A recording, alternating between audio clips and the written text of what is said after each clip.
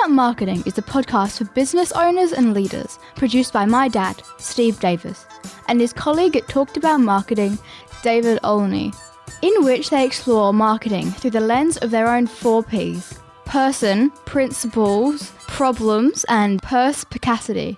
Yes, you heard that correctly. Apart from their love of words, they really love helping people. So they hope this podcast will become a trusted companion on your journey in business. Burn it down, David Olney. Burn it down. Gasoline or matches, your choice. This topic does conjure up memories when I was a little young teenager with my cousin. We used to create elaborate models of the world in his backyard and then set fire to them. You had clearly very, very, very caring and trusting adults around you. I think that's all I can say fairly. Well, they never really knew, to our knowledge. I suppose in hindsight, you can tell when your kids come Smelling in of and smoke. they reek of smoke. But the topic of our burning today will be social media, so I look forward to seeing where we go with that. However, just one quick thing before we start proper. The process of burning things down, there's a cathartic aspect to that. Do you think, off the cuff, there is a time in life at certain points where you need to just raise everything back to the ground and start again, or not? Maybe not absolutely everything, but I think very definitely things that have worn out their welcome or stopped being useful. Well, we'll start being useful in just a moment. Our 4 Ps. Number 1, person. The aim of life is self-development, to realise one's nature perfectly.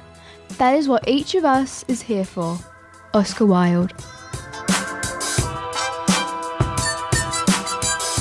David Olney, we are 5 episodes in and we're about to go meta. I don't mean meta as in the company that now owns and runs Facebook. I mean meta when you are in the zone, reflecting on the zone. Does that make sense? It sounds like we have a navel inside of a navel. Yeah, that's it. Because for this segment where we look at things to help you and I, business owners, business leaders, with our own journey, I am going to play a snippet of me talking to Richard Pascoe on 5AA about you, David, so that I can then bring that up for everybody's benefit. Let's have a listen.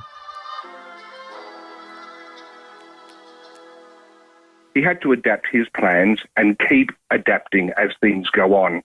And he said the biggest thing that was holding him back was, as a lecturer, he had status. You know, oh, you're a lecturer, oh. And he said people who are blind in our society actually have little status. They are, towards the bottom of the rung, sadly, in the mix of things. And so for him to step away from that was really a tough decision. But what he found was he's now working for this guy in America who has a global marketing firm that helps law firms. Plus, I've snapped him up here. He works with me and Talked About Marketing as well. He's got 2 people he's working with now because he stepped away from what he was doing. And what he's found is when he can be in a meeting and deliver some value and people go, wow, that's helped, it's worth 1 million times what he had as the status. Yes. Right, so David, let's just pull this back to some basics and get some access on this. If I can paraphrase myself, wow. You can paraphrase yourself, paraphrasing me, paraphrasing you, paraphrasing me. That's almost like an 80s song lyric in that. But here's the thing. You stepped out of the security and safety of having prestige and status and discovered there was something beyond the walls that pleased you, that gave you succor. Can you take us through that just in a microscopic way now so that we can then reflect on this for us at our own safe walls? Certainly. And I think this is the big thing, even when I first sort of realized that, hang on, I had status and that's potentially going to go when I give up being a lecturer. Ooh, how do I feel about this? And of course, because humans suffer from negativity bias so profoundly, the idea of loss always pops into our head before the idea of what we can meaningfully gain. So the idea of, I'm going to give up being a lecturer, I'm going to go back to being a student, I'm going to end up in the world of strategic communication and marketing, wow, I'm not going to be a lecturer anymore, was there for months before the realization started to kick in, as I started to work with Rich in Texas, and then started my internship with you here in Adelaide, and then started working with you. Hang on, when you help people do things and their business runs better, and they're really happy because their world is better, and you're adding value to people's worlds on a daily basis, there's this thing of value that is so rewarding. So the old line that multiple philosophers and religious scholars and poets have written about, that you will always get more out of doing something for someone else than yourself, I just found to be so true. So that means that staying within where we are might actually be fine, but at the same time, it might be diminishing to a degree the full extent of impact that we could have in the world, and therefore the full extent of satisfaction, internal, intrinsic satisfaction that we could have in potential waiting to be exploited. Absolutely. So I think the big thing is here is lots of us and lots of people in business have a degree of status for having their own business or the level they're at in a business. And hopefully along with the status, they also got the sense they're adding so much value to the company and to people's lives. Unfortunately, by 2020, what I had at the university was status and year by year less and less value. There were less and less students where I was able to have a profound impact on their ability to make sense of the world and do well, because they were coming to uni at a progressively lower starting point, where all I was actually doing by the end was playing catch up because they knew so little when they started. So the status was still there, the value was dropping. But if you're in a position where you've got status and value, just reflect on the fact you've got both. That's a beautiful place to be. But if you have the realization that what you've got is the status of it's a role that you're doing or that you're the owner, but you can't see the value you're adding to other people's lives or your own anymore, then if possible, rethink how you can put the value back in where you still have status. If you're lucky, you won't have to do anything as extreme as I did and literally walk away from a career and start again, because the amount of value connected to the status was so low, and I could no longer see any way to increase value where I was. I had to go somewhere else. And the irony is, I'm not sure what kind of status you can have as a marketing person and as a strategic communication person. That's what I'm going to find out over the next few years. But even if I don't get anything like the level of status back I had as a lecturer, I really don't mind, because the value of helping people thrive, succeed, enjoy what they do more because they've got more support to do it well, has trumped the status of being a lecturer all round. Perhaps we need to develop some ornate costumes that we wear that the world attaches status to. That could be fun. I'm not sure I really want a cape, but I'll give it a go.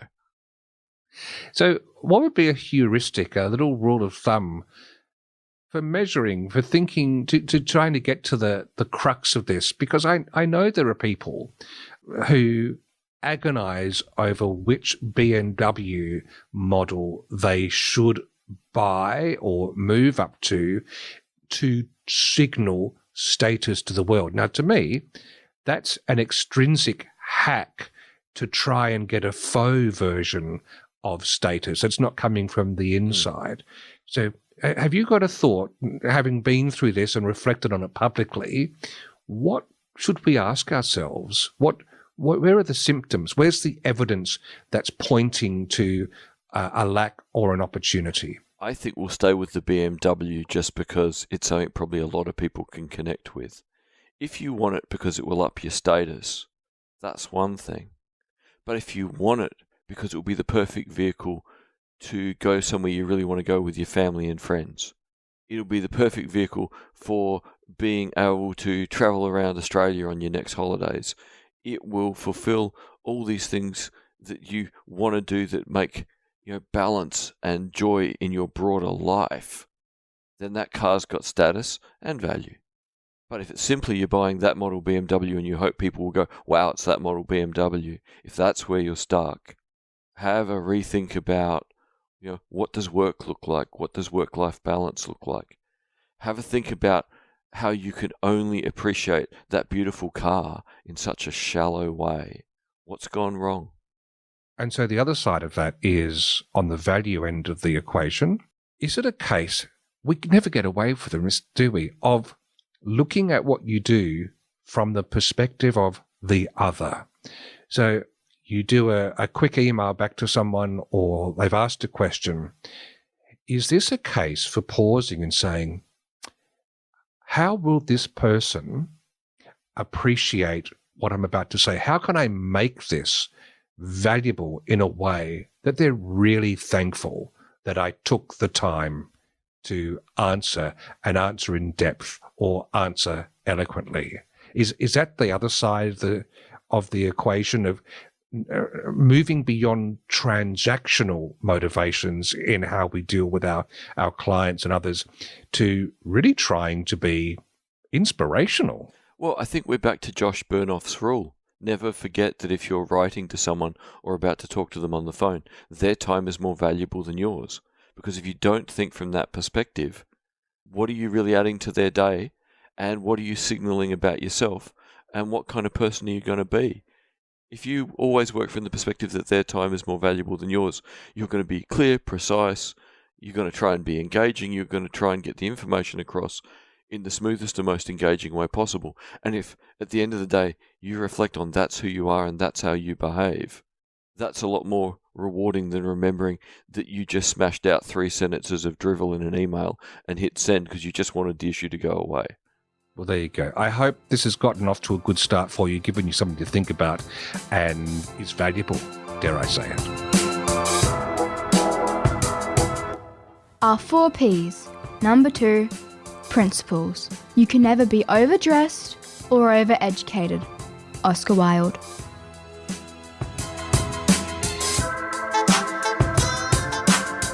We're going to get into an incendiary topic today, that relating to social media. In fact, social media does seem to be a torch that can ignite fires as much as it can illuminate relationships and opportunities. And it's all based around the book, Burn It Down, Start From Scratch and Build a Social Media Strategy That Works.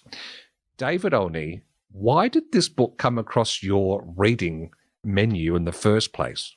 It's a very, very big blog post that became very, very famous in 2015 because Augie Ray, as a traditional, very successful sales guy, looked at social media in 2015 and went, why is everyone wasting all the money? If you look at the conversion rate on social media to get people to be customers who spend money on your products or services, at best, it is half as effective as any other strategy that has been used for decades. So his criticism was immediately from the perspective of, from a sales perspective, it's a waste of time, so put it under control of the sales department. I was reading it because, of course, inbound marketing, which I'm writing my master's thesis on, is fixated on the idea that the digital world is everything and talking to everyone all the time is everything. And I was interested to see, that this article from 2015 had been so powerful and still remains so powerful. Salespeople still doubt social media, and a whole pile of social scientists still doubt social media because it's proving to be so psychologically and socially destructive for so many people. So we have at least 2 good reasons to burn social media to the ground. It doesn't work from a sales perspective. And unfortunately, more often than not, it is socially corrosive or destructive, rather than enhancing human psychology and connectedness. So that's sort of the long-winded way into why not only was it probably going to get burnt down from one point, it's going to get burnt down from all sides. So respond to this. There's a person listening who's saying, hey, I've actually got customers through social media and I've actually made some sales. What's he talking about? This is, I think, the thing that Augie Ray misses, because Augie Ray's coming at this from a traditional sales point of view. And even though he's right, social media, as it's understood by a lot of people in marketing and business, should be burnt down. It is not an effective conversion tool. What it is for some businesses is an effective tool for starting a conversation with prospective customers or people who might become advocates for your brand. And if you have a meaningful conversation with them and don't try too hard to sell to them, but just help them answer their questions, help them work out what they need, help them work out what else they want to know, guess what? Trust is what turns people into long-term customers and brand advocates. So the reality is social media doesn't work as a conversion tool in the conventional sales sense of the historical sales funnel. Doesn't work at all. But as a tool for building relationships and trust, so people can go, I like dealing with this company because they keep treating me with respect and care, and they keep helping me solve my problem. In that sense, that is social media almost at its limited best. It's the best bit we really see of it most of the time. If we take a moment, because we've all been in those conversations, I'm sure, where someone's champing at the bit to just turn social media on fire and just make it rain money, make it rain sales. I want to be popular. I want to get lots of likes. I want people to come and buy and all that sort of stuff.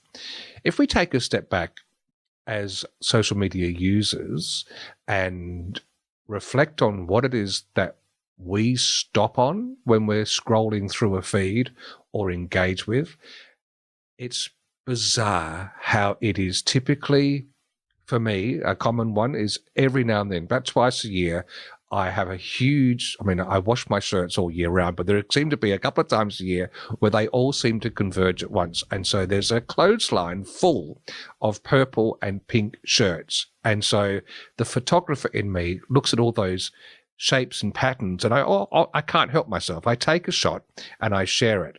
They go nuts because people complain about my hanging technique, how I've pegged them the wrong way. I get the usual comments about the colors, etc., and they go nuts. Whereas you try and send something like, for example, there's a lot of people who have fringe shows next year. I'm one of them. Just saying, hey, I've got a fringe show coming.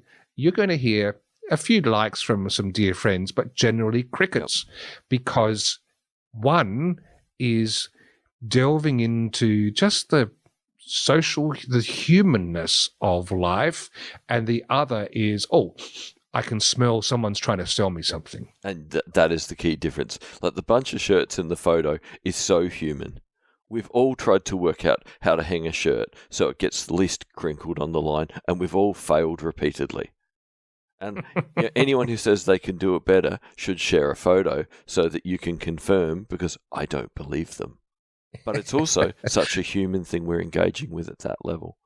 Whereas the minute you're telling someone about something commercial, friends will pay attention because they're supportive. A very few people might be interested, but it's not going to be that you're doing the show that's interesting. It's what's the show about? What's going to make them laugh? What's going to make them cry? What's going to make them want to share it with their friends? So again, if you can't post in a way that is going to add something to someone's very human day, don't expect anything meaningful to come from it. Augie Ray didn't want something human. He wanted sales. Well, of course he's not going to get sales because he wasn't doing something human. It's like going to a party and going, hey, come and use Talked About Marketing. We can help you get your strategy right. It's like, well, people are not in the headspace, and social media is the party place. It's the social place. It's the gathering place. Absolutely. So he says, burn that down. When he says building a social media strategy from works, are there one or two things that he came to realize that might still hold true today that are the foundational building blocks for a social media strategy that has a great chance of working? Well, I think his big suggestion is he wanted to give all the social money back to the sales department and run things that are overt ads. Be totally upfront. we are selling a product. It is a good product for these reasons. And if you need to achieve these ends, our product would do it for you. So I think at some level, the upfrontness he's talking about, if you want to try and sell via social media, don't hide it. At least if you're upfront, if it's something where you're selling something for a car, an accessory for a car, and someone just got out of their car going, man, I wish there was an accessory that solved my problem, and then they're scrolling through their phone and still thinking about it, and they see your ad, that's when conventional ads have great value. The thing that is the kiss of death is pretending to be social while also selling. That when you essentially, it's like in Ghostbusters when you cross the energy stream and the Twinkie monster gets very big and scary. Yes, and having just run a workshop for tourism operators who were finalists in the tourism awards, just about everybody in that boat has shared the same sort of post. Hey, we're finalists, aren't we great? And now you can vote for us. Help us win another prize. Okay. Hello. Why? Why? And yet, the things where I have bought or been influenced towards, it's interesting that Augie was saying this in 2015 because it's still true. I've got a lovely photo selfie setup, and I got it because of a well-placed ad in a Facebook stream that led with some video that showed this How good tool. it was. Yes. Yep. And I went, yes, I could actually make use of that. Cha-ching, there's a sale. It was an overt ad that you saw at the time where it was relevant to you. But if it hadn't been relevant, it didn't try and suck you in an artificially social way. So on that day, it was useful. On another day, you might have ignored it. But at least they didn't offend you and you then ignored them forever. So the real lesson in social media marketing is don't offend the person who might look at the post by pretending to be social when you're actually being commercial. Either be commercial or just share information in a gentle way that they'll pay attention to if they want. If you can genuinely be funny or entertaining or human, like putting up a photo of a heap of shirts, and that's got something to do with the colors of your business, fabulous. Don't try too hard to weave the things together because humans don't want them woven together. They want relevant ads when there's something they need to solve, and they want fun the rest of the time. Well, maybe we've burned some ideas today, but hopefully we've kindled some thinking for a way to regroup and move forward. And everything you just said can be boiled down to being authentic in the social space, which was the buzzword and the hope back in 2005 when I first ran my first social media marketing workshops here in SA. And it's been paid lip service, that word. But as it turns out, there's something that resonates deeply with the humans. We can spot the BS and we gravitate towards the human. Every time. Our 4 Ps. Number 3, problems. I asked the question for the best reason possible. Simple curiosity. Oscar Wilde. We're looking into the mailbag, and I have an email here from Donald, who, and this is quite an innocuous one on the surface, David Olney, but it is one that just pops its head up all the time. Donald's got a website which uses some premium plugins within WordPress. So within the WordPress world, many plugins are freely available through their open source arrangement, but some are premium. You pay extra for them. And he received this email saying, your license is about to expire. It's time to renew. And as many developers do, they give you a 30, 40, sometimes a 50% discount on the renewal phase. He has said, should I be doing this? And what happens if I don't? This is a great question. So here is the long and short of it. If you have a premium WordPress plugin, some people use these for booking systems, tickets. There's all sorts of reasons you might consider using a premium forms, really complex form plugins, etc. There's reasons for doing that. Here's what's going to happen if your license expires. Nothing will happen Nothing will change. They'll keep working. What won't happen is next time you see when you're doing your dutiful, and I hope every 2 or 4 weeks you are going in and running the updates behind the scenes on your WordPress website. When you go and do that, you might find that you hit to update this plugin and it will say, not available, license expired, or words to that effect. So that's what happens. You get locked out of the next iteration, the next version. Now, that's a bad thing.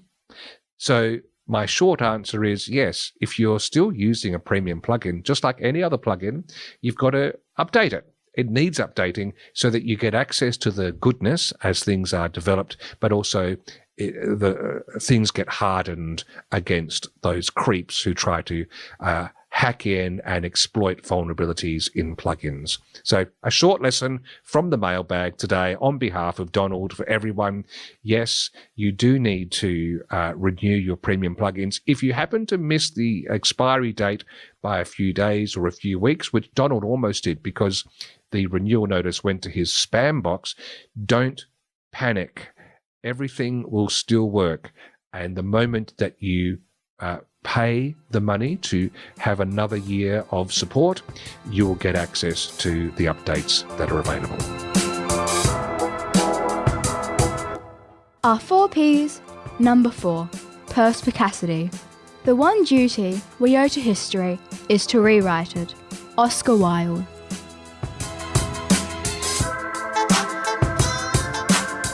Here's a crazy idea, David. Advertise something to children that scares the living daylights out of them. How's that for a brief? It sounds like much of my childhood when I could still see televisions with some of the crazy ads for things that seemed really quite dangerous. I would say this is something that must have at some point been a normal part of children's advertising. Well, I'm talking, of course, about Smiths Chips or Smiths Crisps and the Gobbledok ads that they ran. Oh, I must be in the 80s or 90s. Early 90s would be my guess. Yeah. So you had this crazy, what would you call them? A little monster creature, a bit like a bunyip? My guess is it was about the same time that series Alf was on TV. So I guess it was meant to be the more alien version of Alf. Less fluffy, less friendly. And so what happened? In fact, let's have a listen to the Gobbledok in action from one of the classic ads.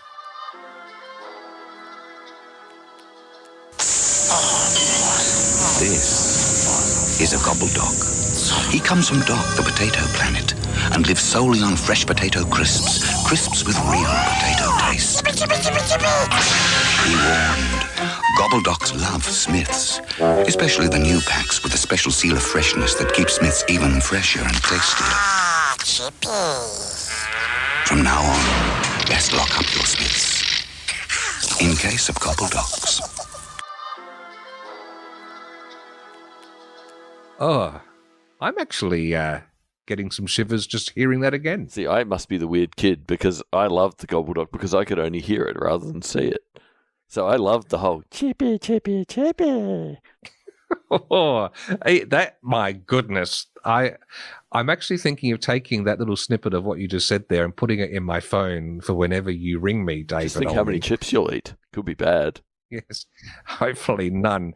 Look, on YouTube, where we found this ad, I just want to share some of the comments that are up there before we then think about whether this would work in this day and age. Captain Haddock said, "This was the most terrifying thing in the world when I was a toddler. I would literally turn the TV off as soon as he came on. He and the bunyip from Dot and the Kangaroo should fight to the death." That would probably be a great TV show. John Hart, we seriously need to sign a petition to bring the Gobbledok back with that. To our fun fact, my stepdad voiced the Gobbledok. Okay. Someone else said, gave me an S-load of nightmares as a child. And then right after that, oh my, this brings back so many memories. And then cheers for years of childhood therapy. And a couple more.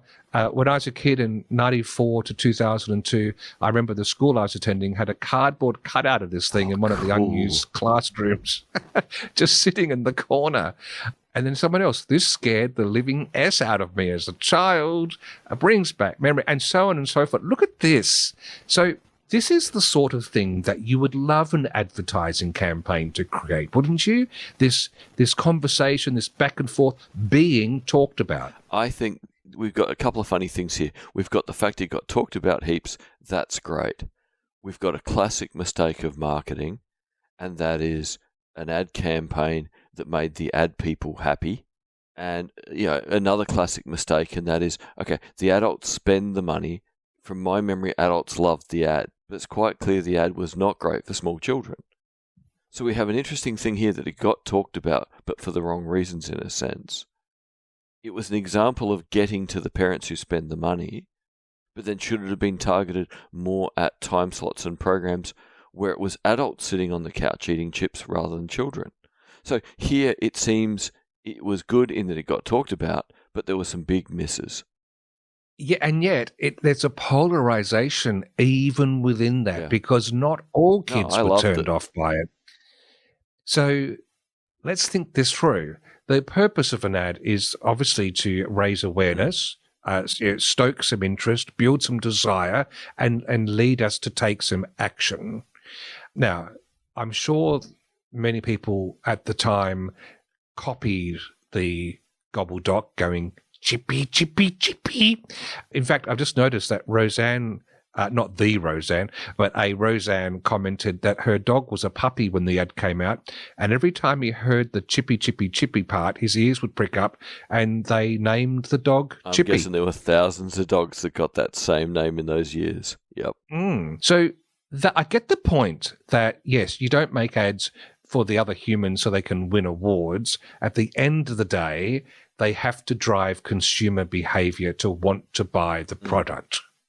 And to me, I wonder if it would have been better pitching it that these ads came on an hour later at night, were aimed basically from, 15-year-olds and up who were going to eat even more chips than the kids because they have a bigger stomach. That's the thing. I don't remember anymore exactly what time frame the ads ran in. But it might have been that they were running literally from like 3 p.m. through to 10 p.m. and maybe they would have been better from 8 p.m. to midnight. A person who runs a business, who is a cook in a place that used to also sell these sorts of things, would ask the Smiths Chips rep all the time, can you please bring them back? And they said no. And he is bemoaning the fact that they were epic ads to, quote, not like the crap nowadays. So the other end of the spectrum is the bland, time-filling ad that is the nice close-up of the packet and the opening and the crunch, and that probably has some value. Well, experiential ads are meant to be great, but we're also now in the era of how many people watch TV and watch ads. So it would be hard now. Like, to me, I think if you re-release the Gobbledok now, people might pay attention because we're back to a story about a character. Like the ad with the Gobbledok meeting the grandparents, and the grandparents think it's the grandkid. It's hysterical. Well, you've got a riff there on Little Red Riding Hood. You could play around that. Where, you can tap into some of the nostalgia there. What does it do? What should we be thinking about? I mean, obviously, ads like that work because you've got a company with a big enough ad spend that can blast the airwaves, plus the whole thing that makes TV advertising or even radio advertising work is that you've got distribution of the product, so that if you're driving an Ood and a Whoop Whoop and you remember it, you can then sate that desire. You don't have to go to one little shop, on the other side of town because you go, it's too hard. So you need that distribution if you're going to do something like this. Are you telling us, David, that you would steer away from that today, starting afresh, or do it in a way that really tucks into the story aspect? I would happily run the ads again if it was me, and I would aim them infinitely more at sort of 15 to whatever age you want to go to adults. Because again, why were we trying to sell greasy, salty potato to children? Like, we've moved past that. So culturally, I think the ads are fine because we would no longer target them at small children because we don't want them eating junk food nonstop. So I think it would be much easier now to get the Gobbledok doing cool things, and we could have more kind of weird social innuendo, like the Red Riding Hood sort of concept of maybe the Gobbledok is going to cook the grandparents. We could put it in some pretty dark perspectives here. Like, imagine the Gobbledok going to the beach. Imagine the Gobbledok going to the footy. How many weird things could the Gobbledok do if you're targeting the ad at, 15 and up? It'd be such fun. That's based on the legacy of memory of the older audience now. But could you start from scratch with a character like this in 2022, in your opinion? No base to build upon. You're not calling back from somewhere. Have we got the appetite, so to speak, for this sort of messaging? I think I'd have to test it with an audience, because my feeling is people always love comedy. They always love something that's on the verge of sci-fi or might veer into horror. Again, humans like to be scared. Humans like to not know what happens next. So there's still a heap of potential there, but it probably wouldn't work in the same way because we're all so jaded to endless CGI at high quality level. Intriguing. I mean, yes, because the comedy factor is one thing, and also we do know that the empathy within us, we see something else with eyes, and we are drawn to it, whether that's a cartoon, a puppet, doesn't matter. But I think the thing that does have some potential that I haven't seen tapped is to go all out for gratuitous horror in an ad. Well, just implied, because implied works brilliantly. Like, I didn't want to say on air that, potentially the Gobbledok could cook the grandparents. You went there. So the point is, you were thinking it. How many other people thought with that ad? Why is Gobbledok visiting? Because they've got chips. How long before they fall asleep and Gobbledok basically steals all the chips, steals all the cash to buy more chips, and steals the car to go to the shop to buy more chips? Like, the Gobbledok's going to be a little bad boy or girl. Now, that's there, but I wasn't actually going to go completely that far, David. I was actually thinking of the genre of horror in a TV commercial, because it does make us lean forward. It does make the hair stand up on the end, which means we've grabbed some attention. Now, how do you combine that with a compelling, memorable message that will drive action? I think that's the conundrum. Not necessarily doing harm to people, but playing with that theatre of the mind. Because again, it can have tension and then be resolved in a funny way. Like, we can always have the Gobbledok on the verge of cooking the grandparents, and then the real teenage grandkid comes and goes, "Gobbledok, come here, behave," gives him a chip, and they wander off. You can defuse anything. Things being implied is where the power is. The power of suggestion. Where could this go? So remember the famous ad with Claudia Black with the anteater, and she's laying there covered in ants, and she looks at the anteater and goes, "Sick 'em, Rex." Now, could you get much more provocative without being provocative at all? Good point. Well, the one thing that's guaranteed with any of these ideas, the Twitterverse would go crazy. You've already won. With it. Yeah. Yes. All right. Well, we'll just park that as a thought to dwell in the subconscious. Perhaps the next time you pop that packet of foil and start crunching on some chips, what will that trigger for you? And is there some scope? Because I will just say one last thing. I like the idea of diffusing the horror genre within the end of the 30-second ad, but what you have got at your disposal is, I remember making a very short film in a film festival once, that eerie music right from the start that just makes you go, what? That bit gets us the attention, and if we can honor that in a genuine way that looks real and then give it a twist, powerful I think there's something there. Yeah, waiting. Oh, David. Mm-hmm. Boo. Thank you for listening to Talking About Marketing. If you enjoyed it, please leave a rating or a review in your favourite podcast app. And if you found it helpful, please share it with others.